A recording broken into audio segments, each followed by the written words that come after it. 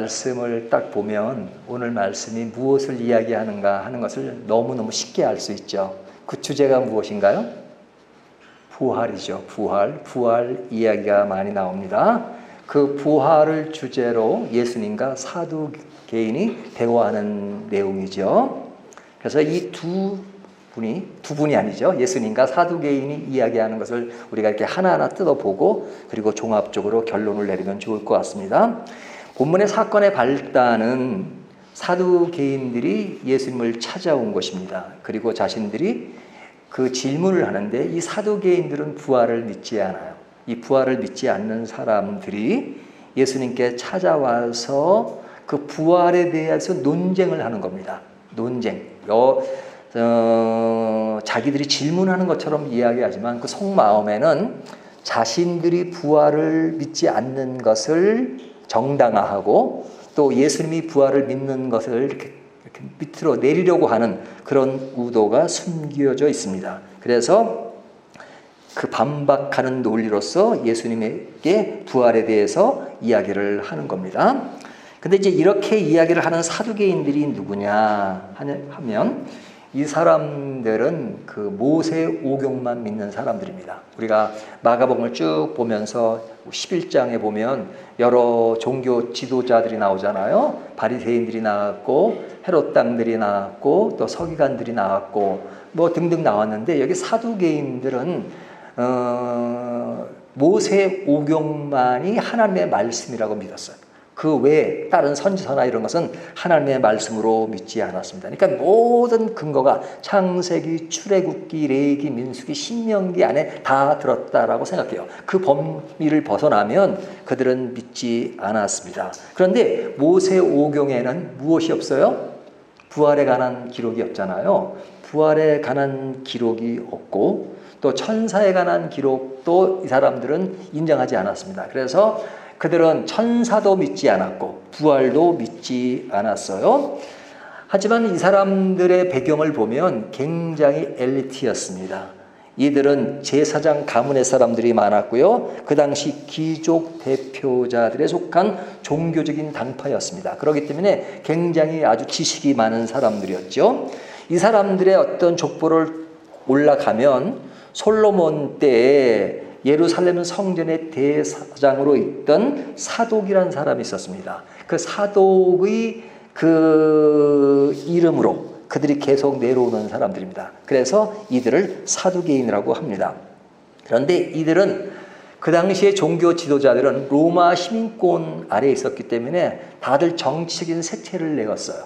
바리새인은 아주 유대교적인 색채가 강했기 때문에 민족주의적인 요소가 강했지만 여기에 이 사두개인들은 우리나라가 잘 살려면 어느 정도 로마와는 타협을 해야 된다라고 생각했기 때문에 굉장히 로마와 타협적이었습니다. 그런데 AD 70년에 어떻게 됐어요? 이스라엘이 로마에 의해서 망하죠.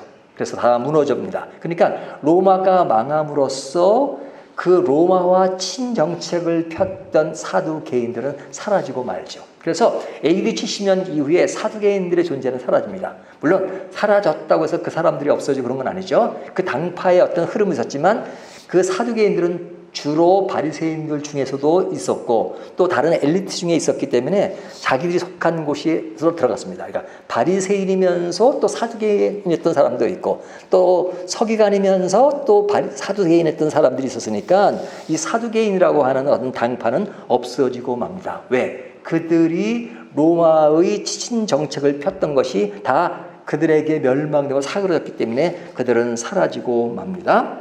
자, 이런 배경을 가진 사람들이 지금 예수님께 와서 질문하는 것입니다. 그 질문하는 내용이 오늘 본문 19절부터 23절까지 내용에 있죠. 그 내용은 무엇이냐 하면 한 사람의 예를 드는 겁니다. 한 가정에 이제 부부가 있었습니다. 이제 제일 큰 형이에요. 부부가 있었는데 그 큰 형이 이제 자녀가 없습니다. 자녀가 없고 죽었습니다. 그러니까 이스라엘은 어떤 가문이 굉장히 중요하잖아요. 왜 가문이 중요하냐면 그 모든 재산이 이스라엘 전에 가나안 땅에 들어올 때 그 재산을 어떻게 나눠줬죠? 돈을 받고 나눠준 게 아니었죠. 돈 받고 판 것도 아니었단 말이에요. 12지파대로 이렇게 분류를 해가지고 그 땅을 이렇게 분배를 했습니다. 그러니까 분배한 땅들은 자기 어떤 그 지파에 따라서 그 땅을 분배받은 겁니다. 그런데 그 땅을 그들은 지켜야 돼요. 지켜야 되기 때문에 그것이 뭐 그 중간에 판매되고 뭐 하는 과정이 있지만 결국은 신현제도라는 것이 있어가지고 그 땅이 다시 돌아올 수 있도록 하는 것을 굉장히 중요하게 생각했습니다. 이스라엘 사람들은 자기들의 땅은 하나님이 주신 땅으로 생각했기 때문에 그 땅을 지키는 것을 굉장히 중요하게 생각했어요. 그런데 아이러니하게도 그 땅이 진짜 오랜 시간 동안 다른 사람들 뺏겨서 1900년도에 와가지고 그것이 해방된 것을 보면 굉장히 아이러니하죠. 근데 그래서 이 사람들에게는 이 어떤 그 가문으로서 그것을 지키는 것이 굉장히 중요합니다. 그래서 이제 남자들이 주가 되어서 그것을 이렇게 쭉쭉 그것을 지켜가는데 이제 아내가 이제 남편이 근데 그 남편이 죽었습니다.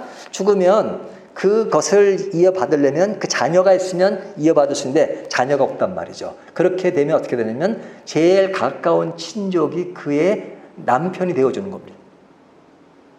뭐 남편이 되어주는 게 아니라 남편이 되는 겁니다.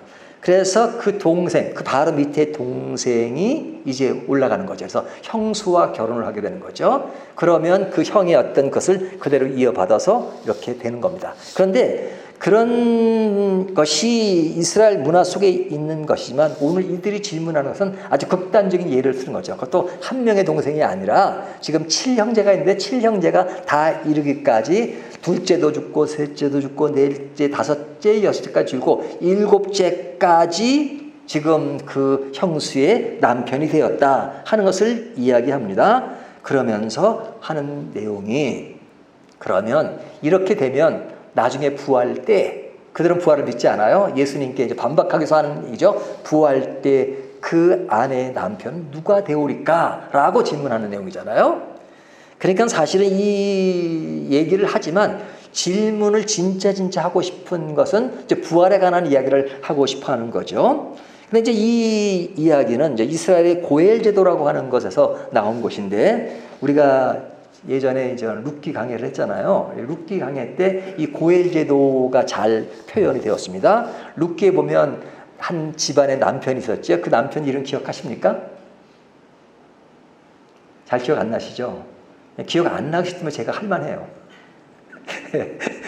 기억이 너무 좋으시면 제가 설교 반복해도 아유 저 언제 했던 설교 아니야 뭐 그런데 예? 잊어버려서 괜찮습니다. 엘리멜렉이죠. 엘리멜렉입니다. 그 아내의 이름은 기억하시죠? 나오미. 예? 엘리멜렉과 나오미가 있습니다. 근데 이제 그 자녀 2명 있었어요. 자녀는 말론과 기론이었죠. 말론과 기론. 요 네 식구가 있었는데 그 베들레헴의 흉년이 들므로 굉장히 살기가 어려우니까 요 가정이 이제 모압으로 이제 피신을 갑니다. 피신을 간 사람도 있고 안 간 사람들은 이제 피신을 갑니다. 그럼 피신을 갈 때 뭘 가져가요? 뭐 돈 같은 건 가져갈 수 있지만 땅은 가져갈 수 없잖아요. 직분을 가져갈 수 없잖아요. 그러니까 그래서 남겨두는 겁니다. 남겨두고. 그러나 그 재산은 그대로 이제 유지가 되는데 누구한테 맡겨놓듯 했겠죠. 그런데 이제 어떤 일이 벌어지냐면 그 엘리멜렉이 죽잖아요. 예? 그 아버지가 죽어요. 아버지가 죽으면 그 집안의 그 대를 이어서 그 재산을 누가 지킵니까? 그 자녀인 말론과 기론이 지켜야 되잖아요. 근데 애석하게도 이 말론과 기론이 이제 모압에 가서 그 모압 여자들과 결혼을 합니다. 그 여자가 오르바와 룻이잖아요. 근데 그 남편들도 다 죽어요. 기론과 말론도 다 죽어요. 그러니까 그 가정에는 남자가 없죠. 남자가 없어요. 그냥 남자가 없으니까 그 재산을 찾을 수가 없는 거죠. 찾을 수 있는 방법은 나오미가 결혼하는 겁니다. 나오미가. 그러니까 나오미는 결혼하기로 너무너무 늙었어요.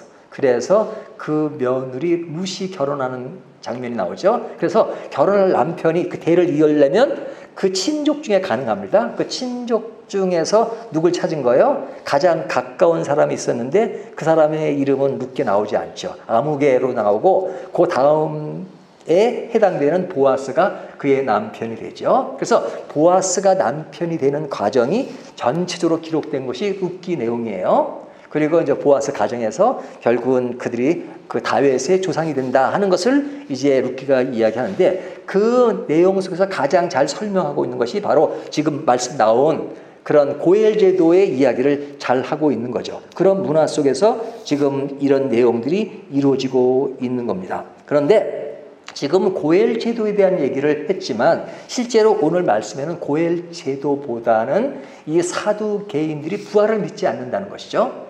그리고 부활을 믿는 예수님에게 부활에 대해서 자기들의 논리를 펼치는 겁니다. 그래서 질문을 하는 거죠. 자, 그 질문의 의도는 예수님을 죽이려 하는 것이죠.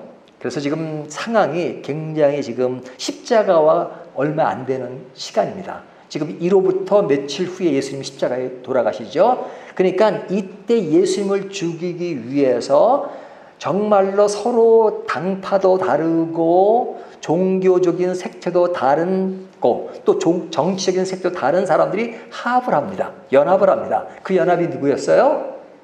어제가 아니라 지난주에 설명한 것처럼 바리새인, 사두개인, 헤롯 땅, 서기관 이런 사람들이 하나가 되어서 지금 예수님을 공격하는 겁니다. 자, 그런데 지금 바리새인들은 부활을 믿는 사람들이에요. 그러니까 부활을 믿으면 사두개인들은 믿지 않으니까 사두개인이 부활에 반박 논리면 먼저 바리새인들이 그 반박 논리를 그들이 막아야 합니다. 하지만 그들은 그런 게 중요하지 않아요. 그것이 믿든 안 믿든 그게 중요한 게 아니라 예수님을 어떻게 쓰든지 자기 손아귀에 집어넣어서 예수님을 죽이는 것이 그들의 목적이었기 때문에 그들은 자신들의 그 하고자 하는 것을 이루기 위해서는 자신들의 그런 종교적 교리, 그 다음에 정치적인 색채 이런 걸 다 무시해버리고 그리고 오직 예수님 한 분만을 지금 죽이기 위해서 혈안이 되어 있는 그런 모습을 지닙니다. 그런데 쉽게 죽일 수가 없으니까 지금 일단 그 예수님에게 자꾸만 지금 허점을 보이게 하는 겁니다. 지난 주일에는 뭐였어요? 가이사에게 세금을 내는 것이 옳습니까? 옳지 않습니까? 그래서 예수님이 가이사에게 세금 내는 것이 옳지 않다라고 말했다면 바로 로마 정부에게 신고해서 이 사람은 로마 가이사를 인정하지 않는 사람이니까 죽어야 합니다 하라고 이제 예수님을 죽이기 위한 전략을 썼겠죠. 근데 그들이 그렇게 할 수 없는 답변을 예수님이 하시니까 그들이 그냥 놀랄 뿐이었죠. 그러니까 놀랬던 그 사람들이 지금은 이제 부활에 대한 질문을 하는 겁니다. 이들의 예수님을 끌어내리기 위해서 진짜 이런 의도로 질문하는 것은 질문을 위한 질문이라고 말할 수도 없고 진짜 나쁜 의도로 어떤 신앙과 관련된 질문하는 너무너무 나쁜 것이죠. 그러니까 강도가 나쁜 겁니까? 강도를 잡는 그런 아주 건전한 일을 하는 사람이 알고 보니까 강도보다 더 나쁘더라 하면 그 사람이 더 나쁜 겁니까? 뭐 둘 다 나쁘지만 사실은 후자 사람들은 기본적으로 좋은 일을 해야 된다는 사람이고 그렇게 알려져 있는데 그 속을 들여다보면 나쁘다 그러면 더 실망감이 큰 거죠. 그런 의미에서 더 나쁘다고 말할 수 있죠. 상대적으로. 그러니까 지금 이들의 행동은 지금 그렇습니다. 완전 당시에 사람들에게 인기가 있고 존경심의 대상이었던 이 사람들이 진짜 타락하고 그리고 잘못된 것으로 들어가니까 한없이 들어가요. 그래서 그 나쁜 일을 하는 것이 뭡니까? 예수님을 십자가에 못 박기 위해서 뭐 아직까지는 십자가라는 것을 생각하지만 어떻게 죽이려고 하는 그런 것에 그냥 단합되어서 하나가 되어 그런 모습들을 보면 아, 인간이 악하면 이렇게 악하게 될 수 있구나. 다른 사람들도 아닌 종교 지도자라는 사람들이 이렇게 악할 수가 있구나라는 생각을 합니다. 자, 그런 의도에서 예수님께 부활에 관한 질문을 한 겁니다. 그러니까 이 질문의 의도를 예수님께서 다 아시죠. 하지만 예수님은 그 질문의 의도를 아시지만 그것에 대해서 차분하게 답변하시는데 그 답변하는 내용이 이제 24절부터 마지막 27절까지의 이야기죠. 예수님은 그들에게 뭐라고 말씀하세요? 24절을 보면 예수께서 이르시되 너희가 성경도 하나님의 능력도 알지 못함으로 오해함이 아니냐. 여기 보면 두 가지를 강조합니다. 뭘 알지 못한다고요? 성경도 하나님의 능력도 알지 못함으로 오해함이 아니냐. 한 번 더 말씀하시죠. 27절에 보면 하나님은 죽은 자의 하나님이 아니요 산 자의 하나님이시라. 너희가 크게 오해하였도다 하시니라. 너희가 크게 오해했다. 뭘 오해했냐? 성경도. 그리고 하나님의 능력도 너희가 오해했다. 이렇게 말하는 것이죠. 자, 예수님이 그러면서 말씀하시는 내용이 뭐냐면 부활 때에는 뭐가 없다? 결혼 제도가 없다는 것이죠. 그러니까 부활 후라는 것은 이제 우리가 다가올 천국. 천국이 지금 있습니까? 없습니까? 이런 얘기는 하도 많이 질문해서 다 이제 탁 나오셔야 돼요. 자, 지금 천국이 있어요? 없어요? 예, 천국이 당연히 있죠. 예? 천국이 있죠. 근데 지금 우리가 그 천국에 가보지 못했잖아요. 그러니까 그 올 천국, 다가올 천국, 새 나라가 새 땅은 지금 우리가 거주하지 않아요. 거주할 거예요. 언제요? 예수님이 오실 때, 그리고 새 하늘과 새 땅이 이루어질 때 우리는 그때 천국을 가게 됩니다. 그때 이루죠. 하지만 그때가 언제인지는 누구도 모르죠. 하지만 우리 개인적으로는 어떻게 시간을 알죠. 우리 개인적으로. 그 시간을 알 수는 없지만 우리의 죽음과 함께 천국을 맛보는 거죠. 그러니까 우리의 죽음이 천국을 맛보는 거예요. 예? 부활 때 이제 그때 다 부활해서 이제 천국을 맛보는 거죠. 그러니까 우리들은 의식할 수 있는 건 우리 개인의 죽음이란 말이죠. 그러나 이제 거시적으로는 주님이 오실 때란 말이죠. 오실 때. 그러니까 천국은 그때 가는 거예요. 그때. 가시적인 천국은 그때 가는 겁니다. 하지만 그 천국의 가치관과 개념이 오늘 우리들이 지금 누리고 있다. 그 주권을 누리고 있다는 차원에서는 우리가 천국이 어디에 있어요? 내 안에 천국이 있는 거죠. 그러니까 내 안에 천국이 있다는 개념과 진짜 들어갈 천국 이런 개념을 잘 정리할 필요가 있죠. 근데 그때 지금은 내 안에 천국이 있어도 결혼제도가 있어요? 없어요? 다들 우리 자녀들 결혼하고 다 그러잖아요. 결혼제도가 있죠. 결혼제도가 있습니다. 하지만 천국에는 결혼제도가 없단 말이죠. 제도만 없는 것이 아니라 그때 가면 지금 내 아내가 아니에요. 지금 내 남편이 아니에요. 그러니까 지금으로서는 우리가 상상할 수 없는 거죠. 그러니까 어떻게 사람은 저한테 그런 얘기 하더라고요. 저는 제 아내를 너무너무 사랑하는데요. 천국에 가면요. 제 아내가 아니라면요. 전혀 너무 슬픈데 이렇게 말하는 사람이 있더라고요. 근데 여러분 어떻게 생각하시는지 모르겠어요. 대부분의 사람들은 반대로 얘기할지 몰라요. 아이고, 그래요. 잘 됐다. 아, 천국에는, 아이고, 지긋지긋한 우리 남편, 지긋지긋한 내 아내를 좋겠다. 뭐 그렇게 말할 사람도 있을지 모르겠습니다. 오늘 집에 가서 제 아내에게 한번 물어보겠습니다.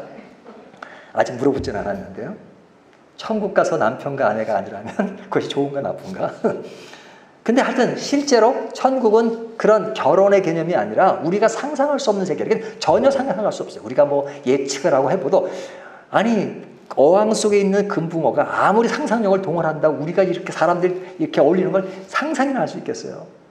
천국의 세계는 우리가 상상도 할 수 없는 것이죠. 그런데 우리가 막연하게 아는 것은 뭐냐면 그곳에는 결혼 제도가 없고 결혼이라는 것이 없다.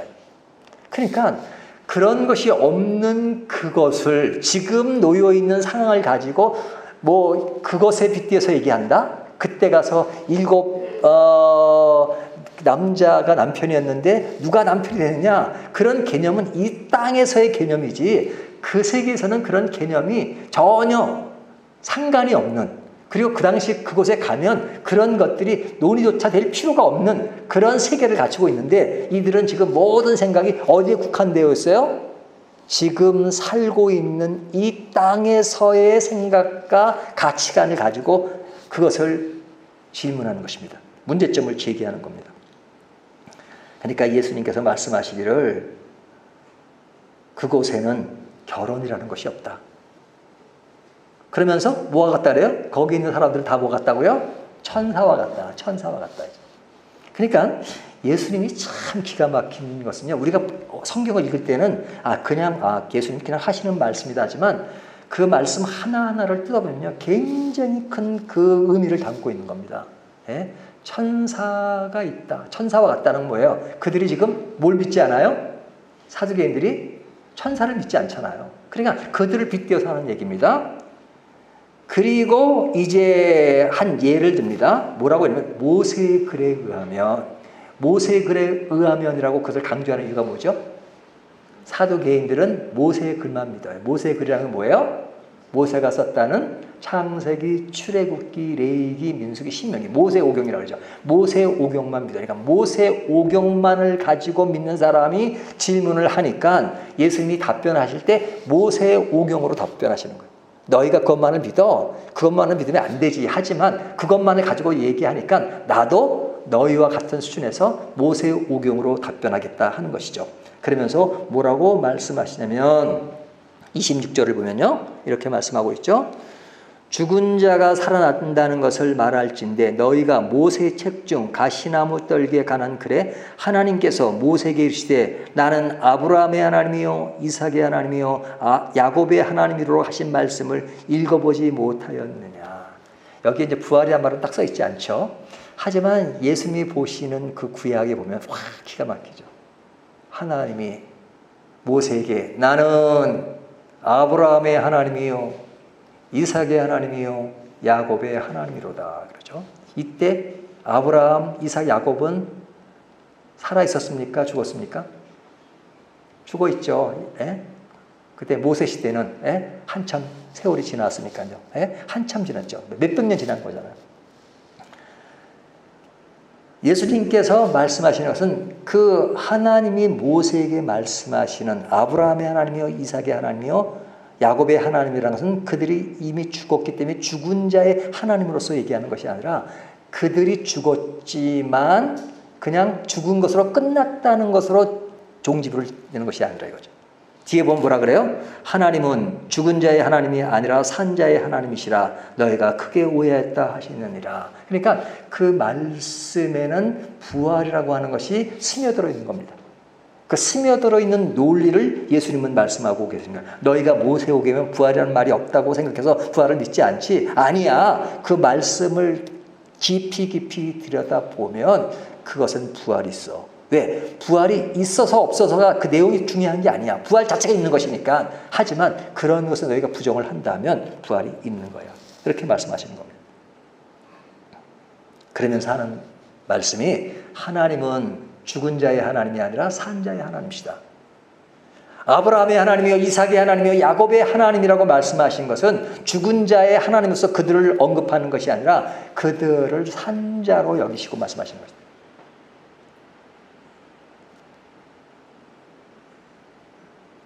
그런 맥락에서 오늘 부활에 대한 이야기가 나오고 있습니다. 자, 그렇다면 부활을 믿는다는 것은 뭡니까? 부활을 믿는다는 것은 성경을 믿는 것이고 하나님의 능력을 믿는 것입니다. 반대로 이야기하면 부활을 믿지 않는다는 것은 성경을 믿지 않는 것이고 하나님의 능력을 믿지 않는 것입니다. 그런데 그런 사람들이 의외로 많아요. 저는 성경을 믿어요. 하나님은 믿어요. 하지만 부활은 못 믿어요. 이렇게 말하는 사람이 있어요. 그거는 하나님도 믿지 않는 것이고 성경도 믿지 않는 것입니다. 뭐 하나의 이론적으로 나는 부활을 믿지 않아요 라고 끝나는 것이 아니라 부활을 믿지 않는다면 내세를 믿지 않는 거예요. 천국을 믿지 않는 거예요. 믿지 않는다면 그 믿지 않음의 삶이 이 세상에서 영향을 주는 것은 너무너무 큰 것이죠. 뭐 앞으로 죽으면 끝나는 건데 천국이 없으니까요. 뭐 천국이 없다는 사람 지옥도 없다 그러겠죠. 그러니까 사후 세계는 아무것도 없는 거예요. 그냥 사람이 사는 동안만 그냥 존재하는 것이에요. 그렇게 생각하는 사람이, 그러니까 살아있는 동안 그냥 예수 믿으면 그냥 뭐 좀 더 인간답게 사는 뭐 그런 개념으로 예수를 믿는다 그러면 그건 예수를 믿는 게 아니라 이거죠. 그런 삶의 논조를 가지고 있다면 삶의 태도와 삶의 스케일이나 삶에 가는 방향이 다를 수밖에 없죠. 인생관이 다를 수밖에 없고 신앙관이 다를 수밖에 없는 것입니다. 그러니까 부활을 믿느냐 믿지 않느냐는 우리의 어떤 교리적인 하나를 믿느냐 믿지 않는 정도로 끝나는 것이 아니라 우리의 삶의 모든 것을 지배하는 모든 것이 달라지는 것입니다. 부활을 믿는다는 것은 우리에게 엄청난 것입니다. 왜? 우리의 모든 가치관이 하나님 나라에 있는 것이기 때문에. 우리의 삶은 내가 내 마음대로 살아가는 것이 아니라 내 인생의 주인은 내가 아니라 하나님이 나의 인생의 주인이고 그 인생의 모든 것은 내가 이 땅에 사는 동안 끝나는 것이 아니라 미래에 지어질 하나님 나라의 영원한 세계 가운데서 이루어질 그 나라가 우리에게 있고 그 나라의 관점에서 오늘을 사는 내가 어떤 시각과 어떤 방향으로 어떤 길을 가야 되는가 하는 것을 알기 때문에 인생관, 신앙관이 완전히 달라지는 것이죠. 그러니까 부활이 없다 그러면 신앙관이 완전 다른 겁니다. 우리들이 같이 부활을 믿는다면 우리의 신앙은 너무너무 중요한 것입니다. 그렇기 때문에 예수님 제자들이요, 예수님을 따라다닐 때 그렇게 헛소리를 많이 하잖아요. 그렇죠? 하지만 제자가 사도로 변했을 때 예수님이 승천 이후에 사도행전에 나오는 사도들의 그 외침을 보십시오. 엄청나게 달라진 모습이죠. 겁도 많았던 제자들이 겁도 없이 담대해졌죠. 복음을 전할 때 그 모습을 보세요. 얼마나 담대하게 전하고 있나요? 그들이 전한 메시지의 포인트가 뭐였어요? 부활이었어요. 부활. 예수 그리스도의 부활을 본 사람들이에요. 부활을 외쳤어요. 부활을 외쳤다는 것은 단순히 예수님이 어떤 살아나는 현장을 봤다는 그 정도로 끝나는 것이 아니에요. 그 속에 포함된 것은 너무나도 많은 것이죠. 그래서 사도 바울은 고린도 교회에 보내는 편지 가운데 부활이 얼마나 중요한 것을 말하죠. 부활을 믿지 않으면 그것은 하나님을 믿지 않는 것이다. 신앙이 없는 것이라고 단정적으로 이야기하고 있죠. 부활은 십자가에 죽으신 예수님이 우리의 죄를 위해서 죽으신 것이고 우리를 용서하신 거요, 우리를 구원하신 것을 증명하는 것입니다.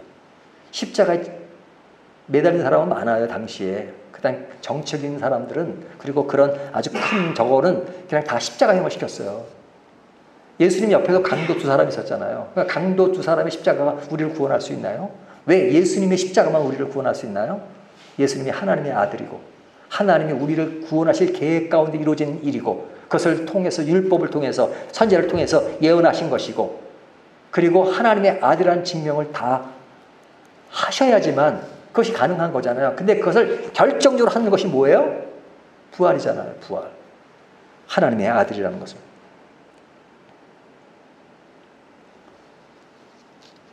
하나님의 아들이라는 것, 부활이 있다는 것 얼마나 중요합니까? 우리의 신앙생활 가운데 너무 신비적이고 너무 형이상학적인 얘기만 추구하면 우리가 좀 더 이렇게 좀 이상하게 될 수도 있어요. 우리들에게 상식도 굉장히 중요하고, 그리고 이 생에 벌어지는 그 일들을 아주 정상적으로 볼 수 있는 그런 눈이 필요합니다. 그렇다고 해서 영적인 세계를 부인하거나 영적인 세계를 무시하면 안 돼요. 우리들의 어떤 신앙의 가장 큰 맥락은 영적인 것이 있는 것이죠.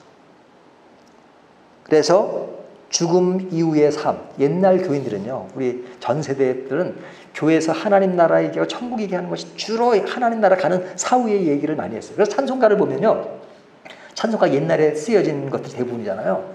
대부분이면 하늘의 영광, 하늘의 영광, 다 저 천국에 만나보자. 뭐 그래서 천국이라는 말이 아주 그냥 거의 도배를 했어요. 그 당시에 그 천국 개념은 그냥 갈 천국에 대한 것이 많아요. 그런데 그 이후에는 하나님 나라라는 것이 지금 하나님의 나라의 개념, 지금의 천국에 대한 강조를 많이 하다 보니까 어느 사이에 갈 천국에 대한 개념은 좀 약화됐단 말이죠. 하지만 여러분, 균형이 있어야 돼요. 갈 천국에 대한 인식도 분명해야 되고 지금 천국에 대한 개념도 분명해야 돼요. 그것이 균형을 이루지 않으면 한 곳으로 쏠릴 수밖에 없어요. 그렇기 때문에 우리가 갈 천국을 소망한다면, 그렇다면 우리들이 알지 못하는 이상의 어떤 하나님의 세계가 얼마나 큰 것인가를 생각해요. 이 세상의 삶은 잠깐입니다. 우리의 삶이 길어야 100년인데 뭐 요즘 더 살기도 하지만, 그러나 하나님 나라의 큰 시간의 관점에서 보면 그 100년이라는 것은 너무너무 짧은 시간이고, 영혼의 관점에서 우리의 100년은 24시간 중에 단 1초도 안 되는 정도가 더 안 되는 것이죠. 엄청나게 안 되는 것이죠. 그런데 우리가 그 영원한 세계 살 곳을 바라보면서, 그 땅을 바라보면서 오늘을 살아가는 성도의 모습이라고 하는 것은 바라보는 것이 다르니까 다를 수밖에 없죠. 그런 의미에서 기독교인들이 더 스케일이 크고 더 넓고 더 깊어야 돼요. 노는 게 달라야 돼요. 하지만 그러지 못한 게 애석하죠. 사람들에게 지탄을 받고 사회가 교회를 향해서 돌을 던지는 그런 상황이 왜 됐느냐? 천국 개념이 사라졌고 천국 개념 안에서 부활의 개념 안에서 우리의 삶의 스케일을 넓혀가지 못하기 때문에 그것에 대한 문제점들을 드러내니까 받는 공격이란 말이죠. 여전히 예수를 믿으면서도 내 욕심과 내 좁은 소견, 내 좁은 작은 영역 그 안에서 그냥 파동파동 사니까 겨우 생각하는 것이 하나님 요거 주십시오. 이렇게 되게 해 주십시오. 라는 그 영역에서 사니까 우리가 약하니까 그런 기도도 다 필요해요. 하지만 생각의 영역과 환경, 그런 모든 것의 영역이 하나님 나라의 큰 울타리 안에서 내 인생의 부분을 생각하는 것이 아니라 오늘 뭘 먹고 살까? 오늘 어떻게 재밌게 지낼까? 그 예수님은 그렇게 말합니다. 무엇을 먹을까 할까 염려하지 말라. 그건 이방인들이 구하는 것이다. 이렇게 말합니다. 오늘 예수님이 사두개인에게 말씀하시는 것은 정말로 하나님 나라의 세계 안에서 오늘을 보는 것. 그러니까 그 얘기 가운데 너희들이 부활 가지고 이런 질문을 해. 이런 바보들아. 너는 성경도 부정하는 것이고 하나님의 능력도 부정하는 것이야. 성경 그 많은 성경 중에 모세오경만 딱 부분 띄어서 믿는 것, 그것이 얼마나 모순적인 것인가 하는 것을 예수님께서 말씀하시는 겁니다. 부활의 논리는 논리로 이해하는 것이 아니라 하나님의 은혜로 믿어지는 것입니다. 그것이 논리가 아니라 은혜로 믿어진다면 우리의 삶은 너무너무 행복한 것이 아니겠습니까? 여러분 이 말씀 가지고 우리가 부활을 그냥 부활절 때 한번 생각하는 그런 정도가 아니라 부활의 신앙이 우리에게 얼마나 큰 영향을 주는가 하는 것을 다시 한번 생각하시면서 우리의 신앙을 보다 돈독하게 만들어가는 저와 여러분이 되시기를 주님의 이름으로 축원합니다.